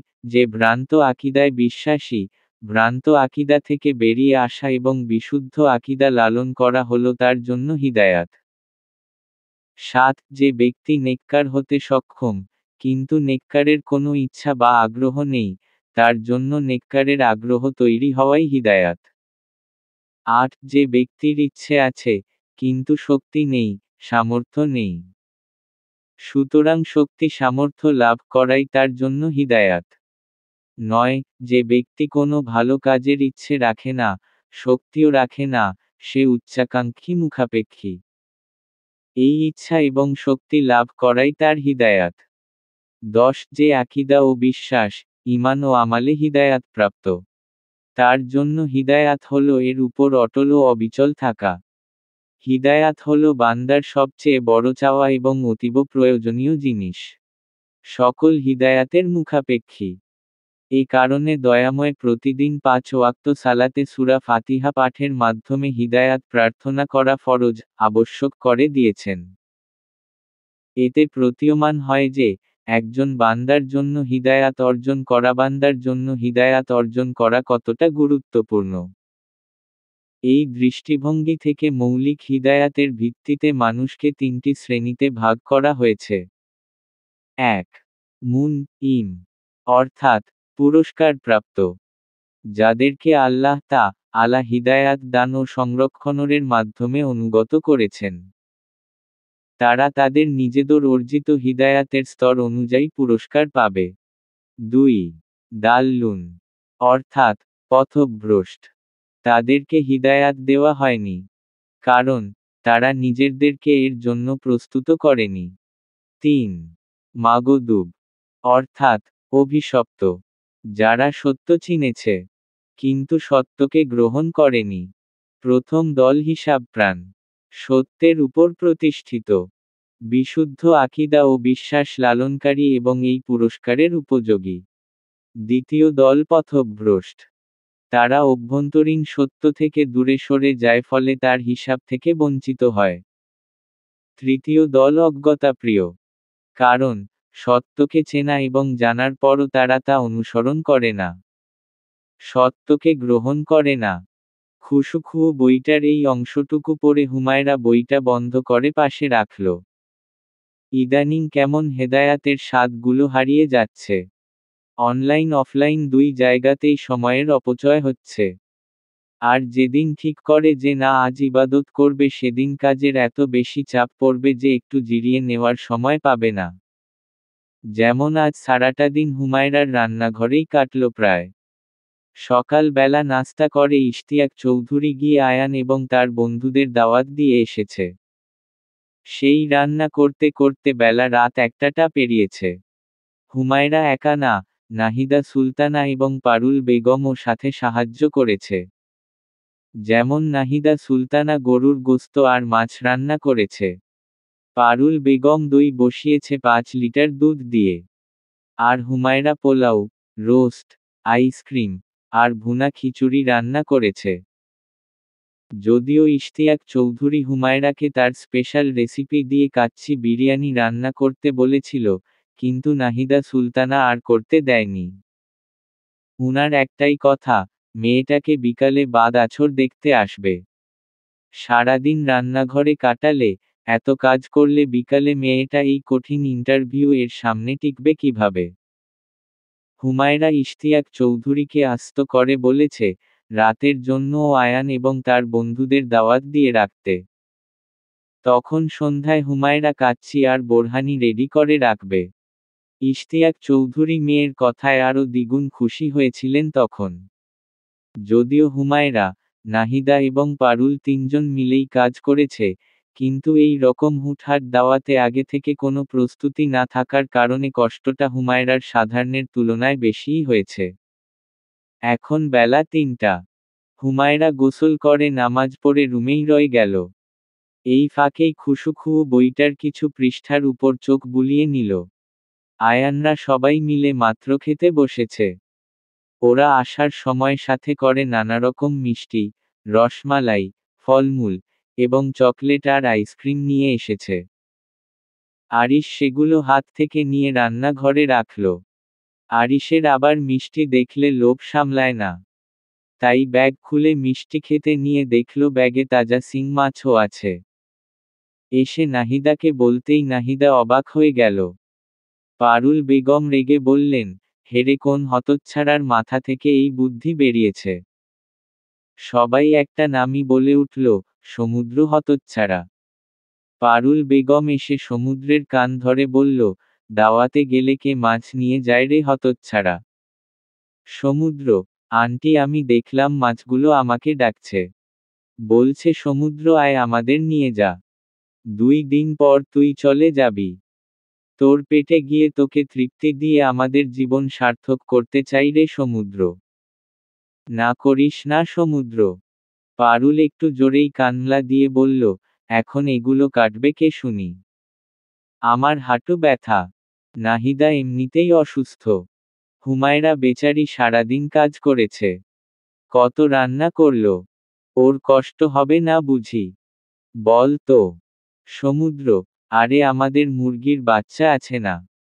তারপর ইশতিয়াক চৌধুরীর দিকে তাকিয়ে থতমত খেয়ে বলল, না মানে সরি আমাদের তিতির শিং মাছ খুব ভালো রান্না করতে পারে।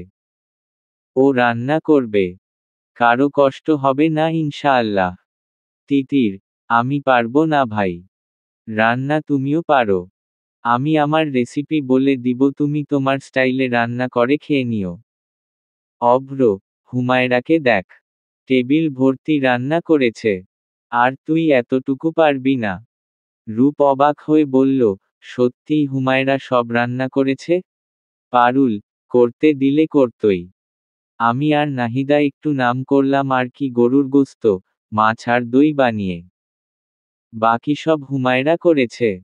আয়ান, মাশাআল্লাহ তাবারকাল্লাহ। আল্লাহ তাআলা ওর জন্য একজন তাকওয়াবান জীবনসঙ্গী দান করুক। ইশতিয়াক, দোয়া করো ভাই। মেয়েটাকে তার মন মতো বিয়ে দিতে পারলে আমি মরেও শান্তি পাব। আয়ান, এটা ঠিক। তবে হুমায়রা সত্যিই খুব ভালো মেয়ে। দিনদার, ট্যালেন্টেড, পড়াশোনায়ও মাশাআল্লাহ, আর সাংসারিক কাজে সে নিপুণ। আর রান্নার হাত তো আমাদের সবার জানা। পারুল, সে আর বলতে। তুমি জানো নাহিদা, কাল রাতে 3 পিস রোস্ট নিয়ে এরা 8 জন যা মারামারি করছে সেটা যদি দেখতে। এরা বন্ধু না হলে রোস্টের জন্য হয়তো খুনাখুনি পর্যন্ত চলে যেত। আরিশ, 8 জন হলে বাকি 2 জন কোথায়? পারুল, আমার বড় 2 বাচ্চা আছে না? তারা তো কাল রাতেই ঢাকা চলে গেছে। নাহিদা, ওনারাও। পারুল, সে আর বলতে। ওরা এদের সাথে মিশে এদের মতো হয়ে গেছে। আর এই যে সমুদ্র, আহা কি ভদ্রলোকের মতো বসে আছে। চুপচাপ নিরিবিলি, যেন ভাজা মাছ উল্টে খেতে জানে না। এই ছেলে দইয়ের বাটি নিয়ে আদিবের রুমে গিয়ে ভেতর থেকে দরজা লক করে পুরোটা শেষ করে তারপর বের হয়েছে। নাহিদা, তাই নাকি ভাই? তোমার দই এত পছন্দ? অভ্র সমুদ্রের পেটে হালকা খোঁচা দিয়ে মিনমিনিয়ে বলল, পছন্দ ছিল না এতদিন। কাল বিশেষ মানুষ রান্না করেছে তাই কাল থেকেই পছন্দ হলো আর কি। সমুদ্র আয়ানকে বলল, এখানে কি মেয়েরা আলাদা খেতে বসে নাকি? আয়ান, না না, সবাই একসাথেই খাবো ইনশাআল্লাহ। ভাবি আমাদের সাথেই খেতে বসবে। সমুদ্র, তাহলে হুমায়রা কোথায়? বাসায় নেই নাকি? আয়ান, বাসাতেই আছে। হুমায়রা পর্দা করে। আসবে না এখানে। হুমায়রা আয়ানের দেওয়া হাদিয়ার ব্যাগটা নিয়ে খুলতে বসল।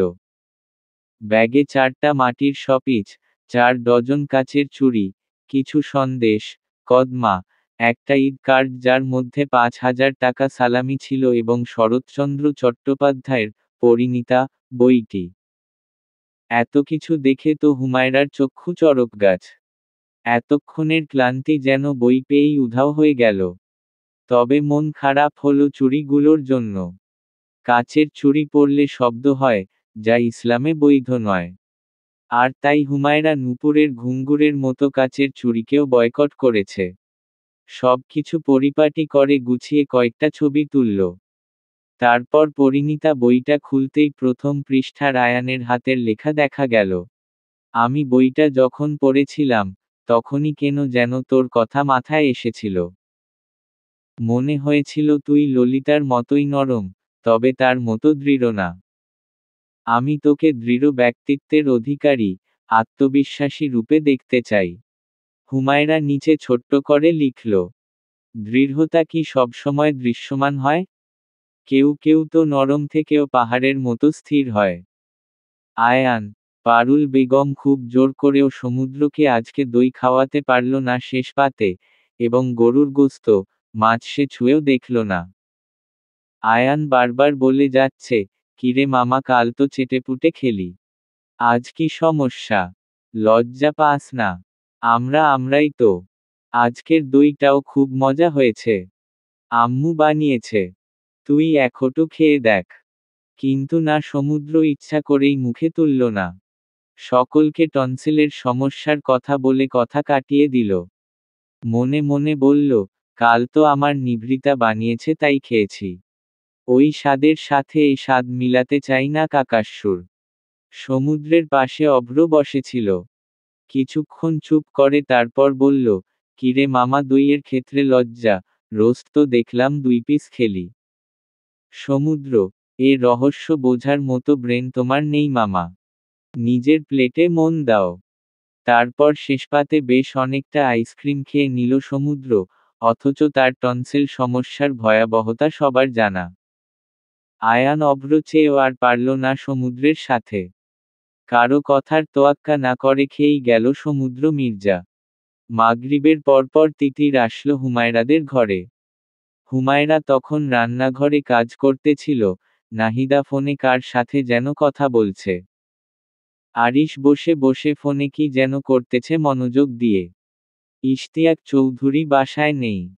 হুমায়রা কিছু না বলে ধীরে ধীরে রান্না ঘরে চলে গেল। হুমায়রা একটা ডার্ক গ্রিন কালার এর সুতির 3 পিস পরেছে। পুরো মাগরিবের সময়টা ভুবন কাঁপিয়ে বৃষ্টি হয়েছে। এখন চারপাশ কত শান্ত, সাথে এক স্নিগ্ধ বাতাস বয়ে যাচ্ছে।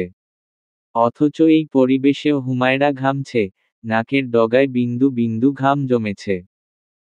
গাল দুটো গোলাপি বর্ণ ধারণ করতেছে ধীরে ধীরে।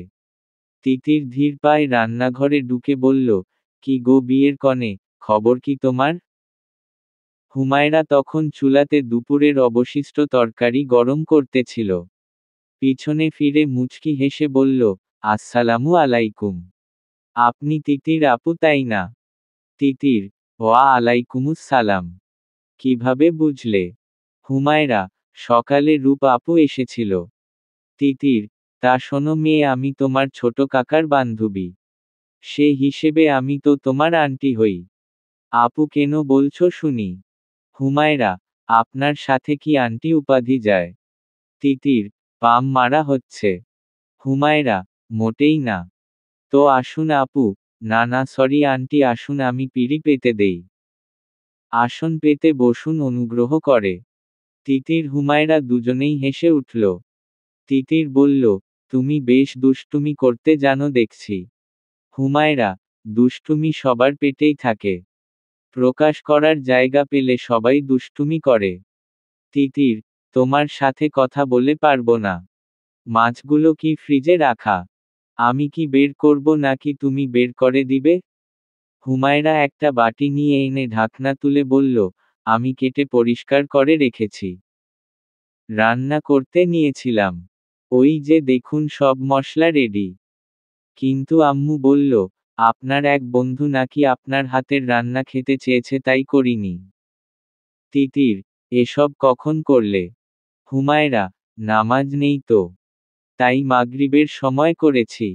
তিতির, আচ্ছা, ধন্যবাদ, বলে চুলায় রান্নার জন্য কড়াই বসালো। হুমায়রা পাশে বসে কাঠের টুকরো চুলায় দিয়ে দিল। কিছু সময়ের মধ্যেই পরিবেশ উত্তপ্ত হয়ে উঠল। তিতির, তো বিয়ের কি খবর তোমার? বিয়ে কি ঠিক হলো?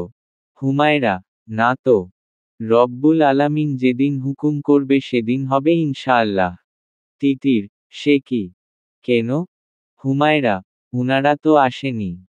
অর্ধেক রাস্তা এসেছে, তারপর কি কাজ পড়ে গেছে তাই চলে গেছে। তিতির মনে মনে বলল, সমুদ্র মামা তুই পাক্কা খেলোয়াড়।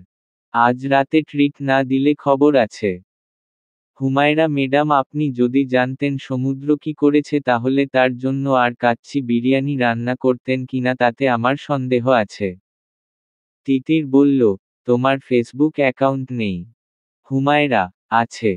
কিন্তু প্রায় মৃত। তিতির, কেন? হুমায়রা, আমি শুধু ইউনিভার্সিটির প্রয়োজনে আর বান্ধবীদের সাথে কানেক্টেড থাকার জন্য ফেসবুক অ্যাকাউন্ট খুলেছি তো তাই।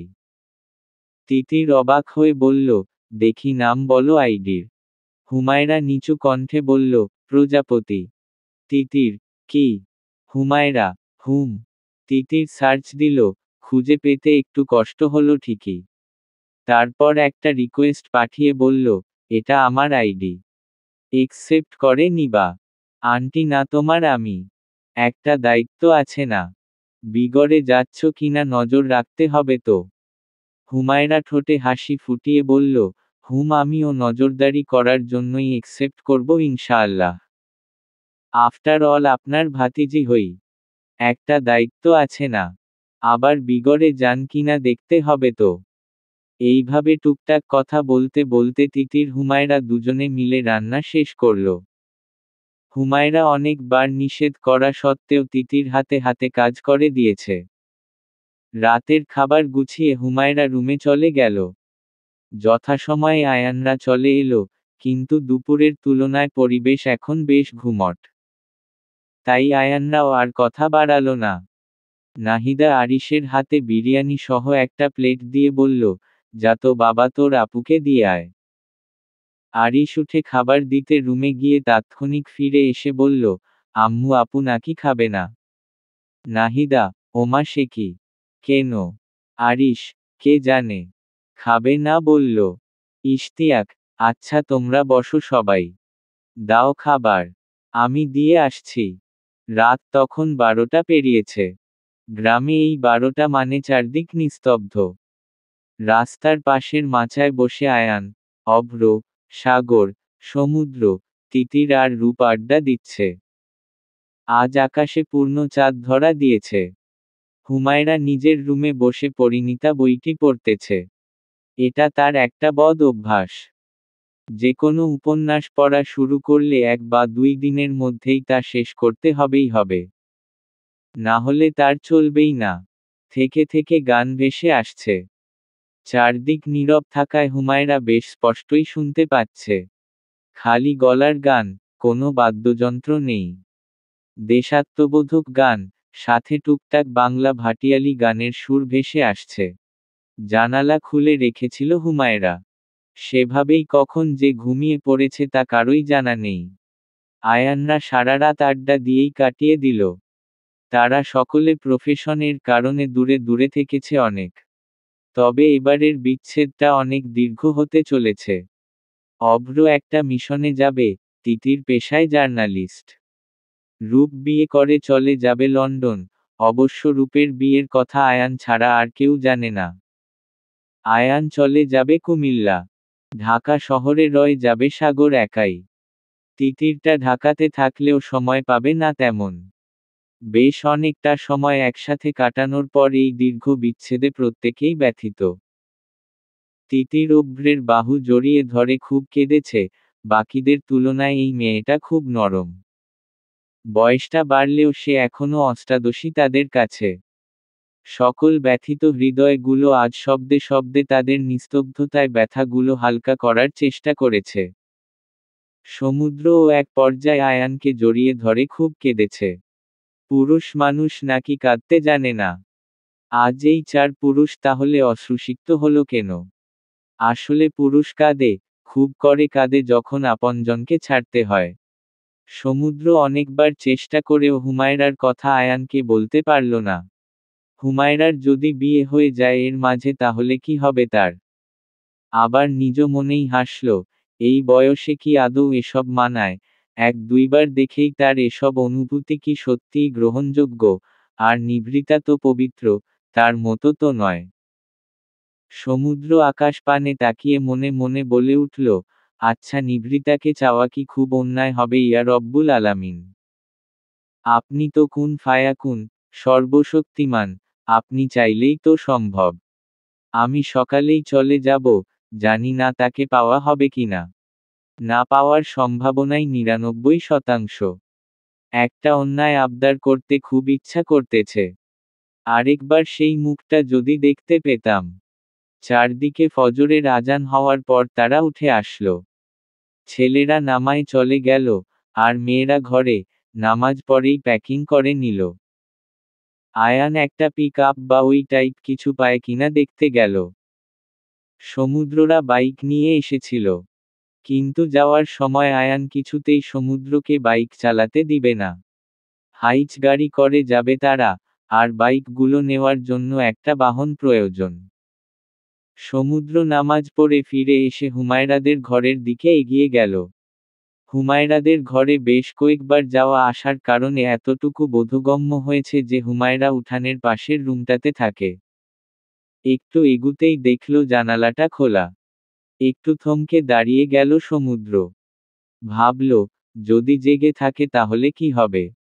তারপর নিজেই বলল, জেগে থাকলে ভালো। বলে দিব যা আছে মনে। যা হবে দেখা যাবে। জানালার কাছে যেতেই দেখল হুমায়রা জানালার পাশে খাটের সাথে বালিশ ঠেকিয়ে হেলান দেওয়া অবস্থায় হুমায়রা ঘুমিয়ে আছে। চুলগুলো খোলা, বেবি হেয়ার গুলো মুখের উপর পড়ে আছে। কাঁথাটা বুক পর্যন্ত টেনে রাখা। পরিণীতা বইটা বুকের উপর পড়ে আছে। পাশেই রিডিং ল্যাম্প জ্বলছে, যার আলো প্রায় নিভু নিভু। নিভু নিভু আলোতে হুমায়রার চেহারাটা খুব মায়াবী লাগছিল। সমুদ্রের খুব করে ইচ্ছা করল হাত বাড়িয়ে একটু ছুঁয়ে দিতে। কপালের উপর থেকে চুলগুলো সরিয়ে দিতে। চাইলে হাত বাড়িয়ে স্পর্শ করা যেত, কিন্তু যদি হুমায়রা জেগে যায় এই ভয়ে আর হাত বাড়ালো না। পাশেই একটা ডায়েরি আর কলম পেল। সমুদ্র ডায়েরি আর কলম হাত বাড়িয়ে নিয়ে নিল। তারপর জানালা থেকে একটু সরে এসে ডায়েরিটা খুলল। ডায়েরিটা একদম নতুন। কিছুই লেখা হয়নি।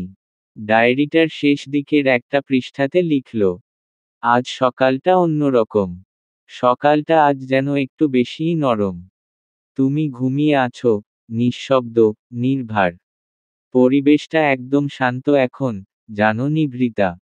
ভাবতে পারি না তোমাকে কখনো এইভাবে দেখতে পাবো। তোমার মুখের দিকে তাকিয়ে মনে হলো, এটাই সেই দৃশ্য, যার জন্য কবিরা জীবনভর কলম ধরেন। তোমার ঘুমন্ত মুখ দেখে মনে হলো, তুমি খুব পবিত্র। তোমার চুলে সকাল লুকিয়ে আছে। তোমার চোখের পাতায় যেন স্বপ্নের খসড়া। আর তোমার মুখে, একটা অদ্ভুত প্রশান্তি ফুটে উঠেছে। তুমি আর আমি হয়তো সম্পূর্ণ আলাদা। জানি না এর পর আর কখনো এই মুখশ্রী দেখতে পারবো কিনা। তবে আমার মনে হয় আমি যত তীরে হাতরে বেরিয়েছি সকল তীর তো পেয়ে গেছি। কিন্তু তুমি নিভৃতা হবে আমার শেষ না পাওয়া তীর। তারপর ডায়েরিটা রেখে আর কিছু সময় দাঁড়িয়ে রইল জানালার পাশে। যেতে ইচ্ছা করল না মোটেও। মনে হলো এটাই শেষ দেখা। আর কখনো এই মুখশ্রী তার চোখের সামনে উন্মুক্ত হবে না, আর কখনো এই মেয়ে তার সামনে আসবে না। কোনোদিন সেই হাতের রান্না খাওয়া হবে না। কোনোদিন আর বৃষ্টি বিলাস হবে না। তবে কি এটাই সমাপ্তি? এত অল্প সময়ে কেন এসেছিলে নিভৃতা, কেন? আমার এমনিতেই খুব কষ্ট হচ্ছে নিভৃতা জানো, সবাই ভাবে আমি খুব স্ট্রং। ওই আয়ানটাই আমার ভেতরটা বুঝতে পারে শুধু। আমি পুড়ে যাচ্ছি নিভৃতা। পরিবার, বন্ধু বান্ধব, চেনা পরিবেশ, নিজের মাতৃভূমি সব ছেড়ে চলে যাচ্ছি নিভৃতা। বিশ্বাস করো আমার কেমন নিঃশ্বাস নিতেও কষ্ট হচ্ছে এখন।